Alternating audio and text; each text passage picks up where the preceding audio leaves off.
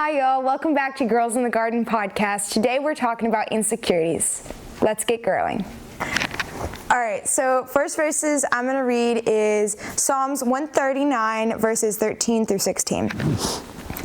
You made all the delicate inner parts of my body and knit me together in my mother's womb. Thank you for making me so wonderfully complex. Your workmanship is marvelous. How will I know it? You watched me as I was being formed in utter selection, as I was woven together in the dark of the womb. You saw me better before I was born. Every day of my life was recorded in your book. Every moment was laid out before a single day had passed. I love this verse so much because it just shows that God made us how He meant to make us. He didn't make any mistakes. I am made how I am supposed to be. Every single, what I call as an imperfection, that is God's masterpiece. That He loves that about me. It's beautiful. And I just love when I think sometimes I might put on a dress anyway and be like, I don't really like this. It doesn't make me feel good. But even those times where I don't feel pretty or I don't feel beautiful or I don't feel that way, God made whatever it is about me that I don't like. But thinking saying that I don't like parts of me is just telling God that He didn't do a good enough job on me. And that's kind of why I like wearing these little cross necklaces, is because I can remember every time I look in the mirror that this body is His. It's not mine. He created this for His glory. Jeremiah 20:11, for I know the plans I have for you, declares the Lord, plans to prosper you, not to harm you, plans to give you hope in the future. I say that verse so much because it means so many different things to me. Of course, the context of it, I love looking at that, but also equipping it, I love equipping it to every single part of my life. Whether I feel insecure sometimes, or whether I'm scared, or whether I'm doubting myself. It's just such a beautiful thing because God made it. God made every single part of my journey with Him. He wrote it all down. I don't have to be insecure or scared because He's got it. Next, I'm going to read Exodus 4:10 through 11. But Moses pleaded with the Lord, "O Lord, I am not very good with words. I never have been, and I am not now. Even though you have spoken to me, I get tongue-tied with my words, and my words get tangled." Then the Lord asked Moses, "Who makes a person's mouth? Who dedicates whether the people speak or do not, hear or not hear, see or do not see? Is it not the Lord? Now go, I will be with you and speak and instruct you in what to say." I actually read through 12. I lied. But I love, with the Bible, we can't really come to the Bible looking for God to be oh, it's okay that you're insecure about this. It's okay. It's really not. Our insecurities, that is Satan putting a lie inside of you. That is not. And just feeding on it. Yes. Because when we get insecure, it doesn't just stop. It's kind of like I wrote in here, I'll just go ahead and say it. Where is it at? It says insecurity is sometimes a lifelong battle. It doesn't just stop. It's Satan just. I think it's less of him saying what was the phrasing you used when you first said it was God not? It was saying, God doesn't coddle. That was my next point. Yeah, okay. God doesn't coddle your insecurities. Yeah, He doesn't say, "Oh, it's okay. Come here. It's okay." Yes, He wants us to bring our worries to Him, but He's not with Moses. He didn't say, "Oh, it's okay." He went. Okay, that's okay, but I'm going to be with you. Now you're going to go and you're going to do it. You're going to suck it up. It's less of oh, that's okay, you feel that way, or more of that's okay because I'm going to get you past those. It doesn't matter that you feel that way. Not in the mean sense, but in the sense of you're better than this. I created you for a purpose. And I didn't This is something that's in your way. You're going to have to get past this. Yeah. Yeah. But if for instance, insecurities nowadays, I feel we normalize them. and we like coddle them and we allow them to happen. But really, as soon as we get an insecurity as Christians, we should be able to stop it right there and like realize this is an attack from Satan on me. Yeah, and like what you were saying, like God does meet us where we're at, but He loves us so much, He won't leave us there. He'll move us forward. Like, yes, He meets us where we're at, but He's just not going to leave us there. Like, He's going to want us to move forward. We have to get past that. And yeah, I like what you said. Next, I'm going to be reading from Luke 19, and I'm reading the story of Zacchaeus. It is 19, 1 through 9, but I'm only going to be reading part of it. Jesus entered Jericho and made his way through the town. There was a man named Zacchaeus. He was chief of the tax collectors in that region, and he had become very rich. He tried to get a look at Jesus, but was too short to see over the crowd. So he ran ahead and climbed a sycamore fig tree beside the road, for Jesus was going to pass that way. When Jesus came by, he looked up and saw Zacchaeus and called him by name. "Zacchaeus," he said, "quick, come down. I must be a guest in your home today." Zacchaeus quickly climbed down and took Jesus to the house in great excitement and joy. Okay, so there are multiple things I want to point out about the story. But first of all, I love how Zacchaeus could have been insecure about his height. You know, like he could have been like insecure, he could have been scared, but he didn't let that rule over him. Yeah. And because he didn't let that rule over him, God provided a tree. God provided a tree for him to climb up and to help him see Jesus, and Jesus saw him. And I love that so much because with me, I am dyslexic, and that is one of my insecurities. But I've kind of, when I was like at more the beginning of my sanctification journey, I was ashamed of it and I was insecure about it because I was really bad at spelling and reading, and I still stutter and stumble, and it takes multiple takes sometimes. But Zacchaeus, that story is always so inspiring because Zacchaeus didn't let his height control him. It was a piece of him. And this story would not be the same without Zacchaeus being smaller. But, like, I just love, I can look at my own testimony and see how if I wasn't dyslexic, so many things wouldn't have happened. Like, God uses our insecurities to further his kingdom. They're not holding us back. They're the things that's going to help us move forward. And I just like love thinking about like God, yes, God made Zacchaeus smaller. He made him that way for a purpose and a reason. And he gave him a tree to climb to see Jesus. He makes a way through our insecurities. He doesn't leave us insecure. He says, come on, dust yourself off, and go climb on top of that tree and you'll see Jesus. And I love that so much. And our insecurities, like, let us help and relate to other people. Like, just in different ways. Like, oh, you're feeling insecure? Well, I am too. Let's break it down, talk about it. Yeah. But, like, basically the moral of the story I'm trying to say here is our insecurities are, number one, of Satan. God does not want us to feel insecure. And number two, you shouldn't be okay with being insecure. You should be, like, God wants to hear from you. He wants you to pray to him. And he will help you through the insecurity that you're in. God doesn't want you to be insecure. That is of the devil and that is of Satan. And that is part of the consequences of a broken world. And as Christians, we need to be a light in this broken, dark world. And a part of that is being able to say, confess to God, like, hey, look, I'm feeling insecure about this, and this. And he will help you overcome it 100%. So I wrote down the definition of insecurity, because I like definitions, and it is the lack of confidence or trust, whether in ourselves or someone else. And I mean, we've all went through insecurity. Each of us can confidently say we've all been insecure about something or another, and it just like eats at you, you know, it carries along. And I have something written down here, and it says, and I said it when Reese was talking, I said insecurity is sometimes a lifelong battle, but can be overcome by clinging to the Word of God and what God says.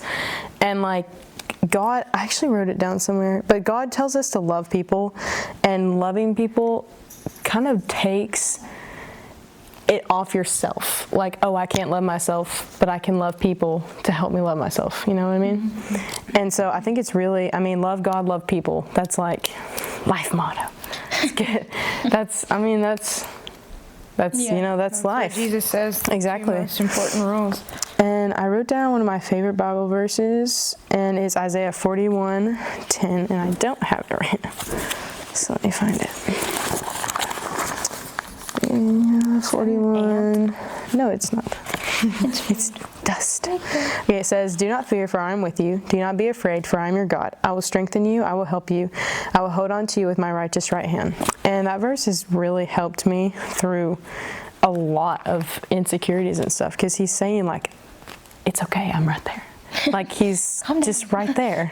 Yeah, calm down. Pay attention to me and not whatever you're insecure about. And I also have one more Bible verse that I'm just going to go ahead and say. And this, oh, I lost it. One moment.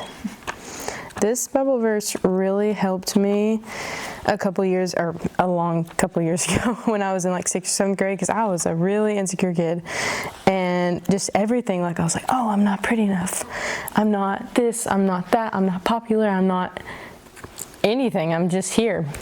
And so my mom told me this verse, and it's 1 Peter 5, I think it was 6 or 7. So it says, "Humble yourselves therefore under the mighty hand of God, so that he may exalt you at the proper time, casting all your cares on him, because he cares about you." And the Amplified version says, like, casting all your cares, anxieties on him.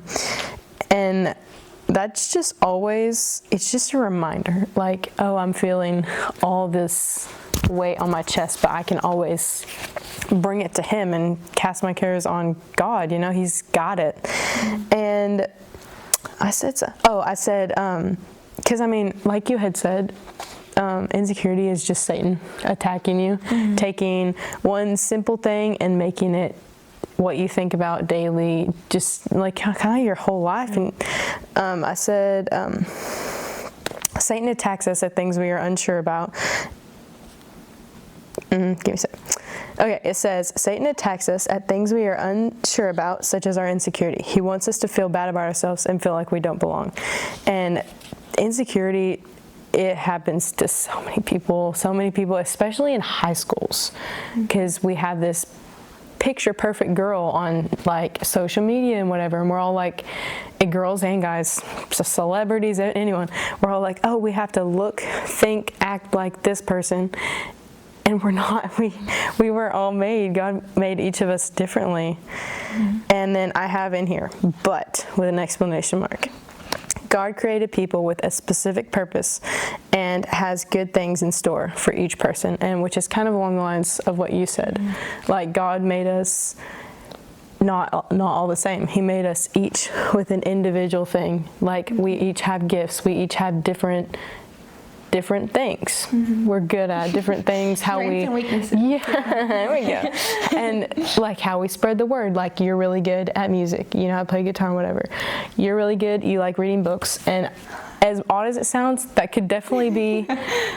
Hey, you read this book? Smart. Oh, let me. Yeah, she is smart. She's smart. You are very crafty, and you could easily spread. I mean, we each have different things. So, which I'm glad.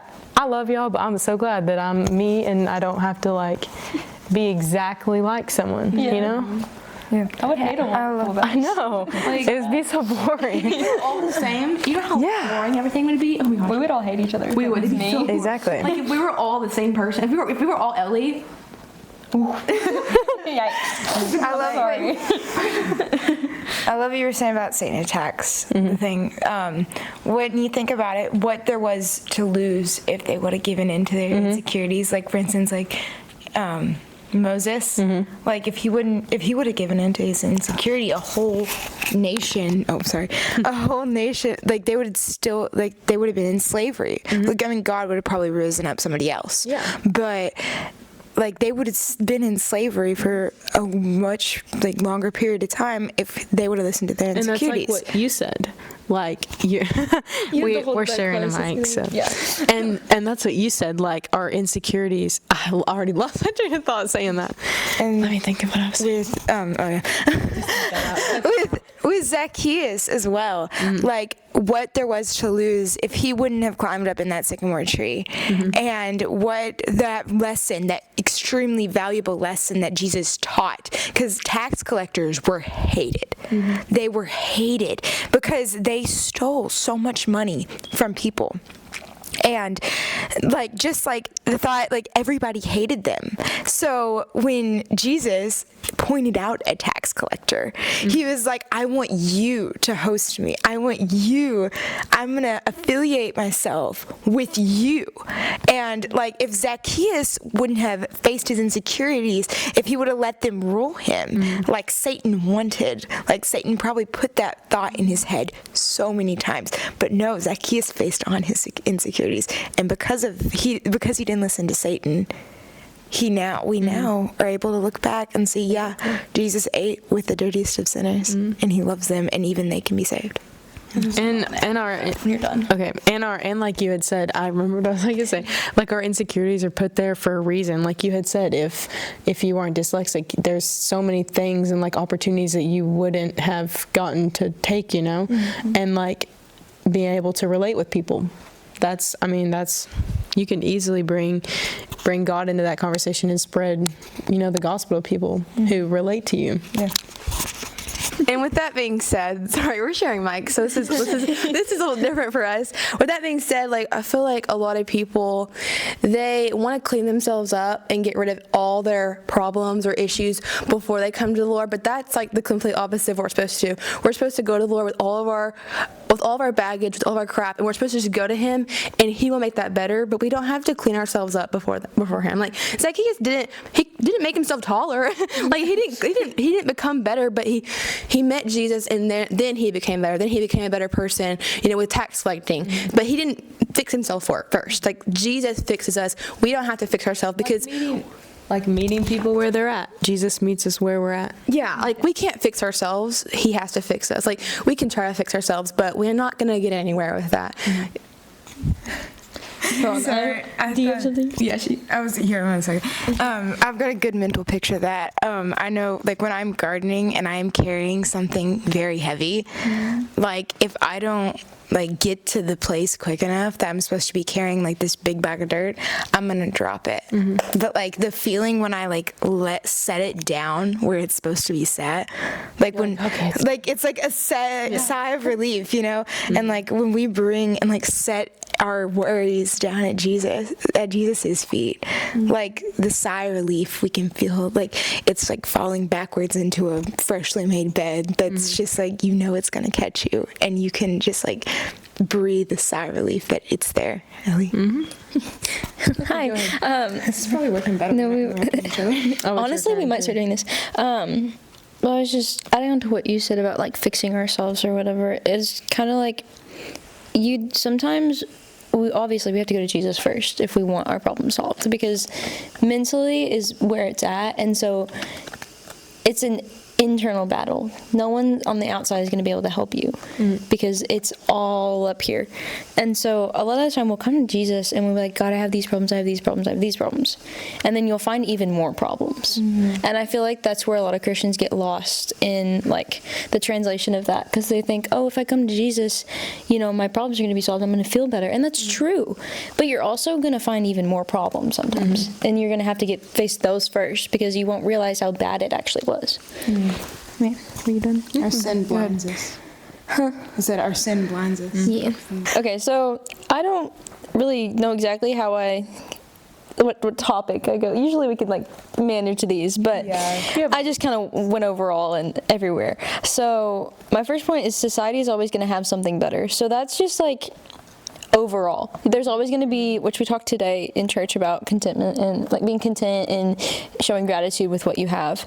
And I feel like a lot of the time we're like, if I just get this, I'll be totally fine. Everything will work out, and I'll be good with that. And then I'll be content. And then I get that thing. I'm like, okay, but what if I had this? Like, it'd be a little better, And then it's just in the cycle, and that I feel like a lot of the time that's how we look at ourselves, is that, oh, you know, if I just wore this, I'd look 10 times better. Okay, well, if I use this, then I'll, you know, feel better or whatever.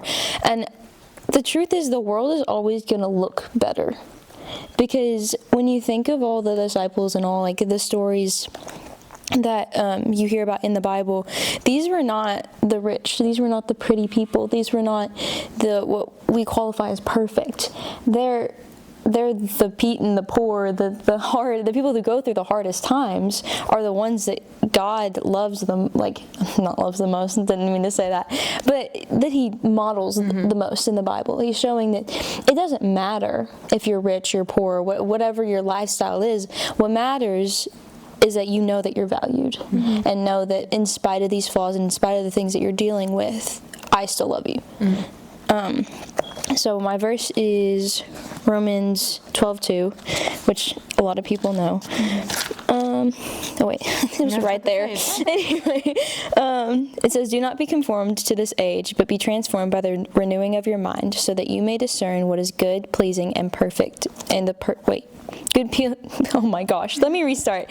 Romans 12:2, "Do not be conformed to this age, but be transformed by the renewing of your mind, so that you may discern what is the good, pleasing, and perfect will of God." So that kind of sums up what I was trying to say. Just like, you can't look to other people and can't look at society standards, social media, whatever, you know, that interest you have. You can't look at that as the standard of what you should be. We need to look at God for the standard, because when we start comparing ourselves to imperfect things, we see ourselves as even more imperfect than the other things. Because if these things are really good and really, like, just so amazing, and then we start idolizing those things, but these things aren't perfect, these things aren't what God wants, and then we can start comparing ourselves to this, we start building it up, and then we fall even 10 times shorter than what our expectations are, and we end up let down, we end up depressed and anxious and all of these feelings. And then we're even more lost than we were in the first place, because we didn't look to Jesus. And the second point I have, we constantly get caught up in how we think we should look, and not enough how we look through God's eyes. So I have, like, which is the camera we use, but I film like little short videos just for fun sometimes, because I get bored. And so I was using the camera, and I couldn't, so on a camera you have to, for manual focus is what I use. And so I was like filming a paper or whatever it was, and I couldn't get a focus on. I was using like an extra zoom lens or whatever. I couldn't get a focus on it. So I had to like pick up the camera and move it like all the way around the room to finally get a focus. I was like, oh my gosh, finally. But as soon as I got a focus, I like stopped. I was like, wait a minute. So, little backstory. I did this lesson 2 weeks ago when we were filming Thankfulness. And so I've had this prepared for forever. Anyway, so this was when I had this realization. And so I was like, wait a minute. And so it made me think that a lot of the time we view ourselves through what people think we should look like and what people think we should act like, when really we should be viewing ourselves through what God knows we can do and what he knows that we're able to do. And I think that personally, I lose focus on literally everything around me. I struggle with trying to, because I'm pretty sure I have ADD or ADHD or whatever it is, but I lose focus about everything. Like, if one thing goes wrong, I'm just like, I can't handle it. And so a lot of time I lose focus on what I should be doing and what I should be doing and what people expect me to do. And then I put pressure on myself, and I fall short all the time. And then I get caught up in this, oh, well, if I did this, if I did that, if I could fix this. But that's not true, because God doesn't need me to fix anything. He didn't make me broken. He didn't make me, ruined. I'm not broken or ruined. God made me the way I'm supposed to be. And me telling myself that I'm not, that's a sin. That's against God's word of what he tells us. Go ahead. You want the mic?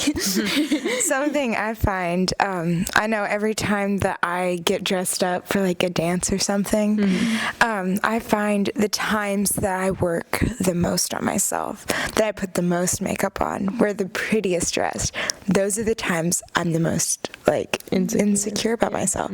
And like I feel like Looking for the flaw. we're looking for the flaw sometimes, and we're picking on it. Like I don't know, but that just I get what you mean. I mean, you're like, oh, I feel so pretty. But then as the day goes on, you're like, oh my gosh, is my hair still in place? Oh my gosh, is my lipstick smeared? Oh my gosh, is my foundation messed up? Like you just keep going. Yeah. Because when we look for the world's beauty standards, we're always going to get let down because they change every single second.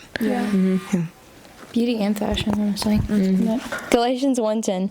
For am I now trying to persuade people or God, or am I striving to please people? If I were still trying to please people, I would not be a servant of Christ. So that's basically saying if we truly call ourselves Christians and we truly believe that we serve the living and breathing God, then we can't hold ourselves to other people's standards. We can't always try to be the best version of society. We have to be the best version of the Christian self. We have to, and it's hard to hold ourselves to that standard, but it's a lot easier than holding ourselves to the standard of what the world has. And then, okay. And then my last note is, you kind of have to see it, but it's the no God, no peace, with the KN instead of the, and then it says no God, no peace. So if you know God, then you have peace, and if you don't have God, then there is no peace. So I have a verse. It's Matthew 11:28 through 30. It says, come to me, all you who are weary and burdened, and I will give you rest. Take up my yoke and learn from me, because I am lowly and humble in heart, and you will find rest for your souls. For my yoke is easy and my burden is light. And I love this verse because it just says, like, He wants us to give him all of our worries, all of our anxiousness, all of our insecurities. He wants us to give him this, but that's a choice. We have to choose to do that, and it's a daily choice. Like, just to surrender it all to him. It's hard, but I feel like that's how we find true peace, is by giving it all to him. And I love that verse and how it said that his yoke is easy and his burden is light. And I love that, how it said that. And then I have another verse, 1 John 4:18. It says, there is no fear in love. Instead, perfect love drives out fear, because fear involves punishment. So the one who fears is not complete in love. And I like this verse because, it just says love trumps all, and love is over all, and it's the love of Jesus that it's over everything, and it goes before fear, it goes before insecurity. Jesus' love is just so crazy to me that he loves us. We did not do anything to deserve his love. He is so merciful in that way that we didn't do anything. We sinned, and he still loves us every day. And it's crazy to me, and I really like that verse. Caitlin actually gave that verse to me, and I love it. That's not No, Jesus gave that verse to you. Yes, Jesus She gave that verse to me, and I was like, you can have it. yeah. And also, I randomly wrote this down because our theme, I guess, for this podcast is consider the wildflowers. And I was recently, actually, while they were talking, I was thinking about this. I was like, I don't really know. Don't know where the verse is from. It's Luke something. It's on my tote bag. It's in Luke. Yeah, it's just consider the wildflowers. The entire thing of Luke. Yeah. But it basically, I have it on my tote bag. It's right over there when we go around. it's fine. But it basically says the Lord, consider wildflowers. He takes care of them. How much more will he take care of us? And we don't have to worry about us, because he takes care of us. He took time to make us. He took 9 months to make us, and he's always thought about us. If he's going to provide for the flowers, the sparrows, if he's going to provide for all that, he's going to provide for us. We don't have to worry about tomorrow, which is hard. We don't have to worry about the future, because he's already got that. He's got a plan for us. We just have to trust in him and trust that he will just carry out his goal in our life. The last thing is we find security in him, not in the world. And I wrote period by that, period. We find security in him, not in the world. And like I said, that's hard to do, but that's the only way we're ever going to find true joy and true peace is in him, not anything else. All right, thank you for watching this episode of Girls in the Garden podcast. We really pray that this episode blesses you and gives you joy, and we'll see you next time.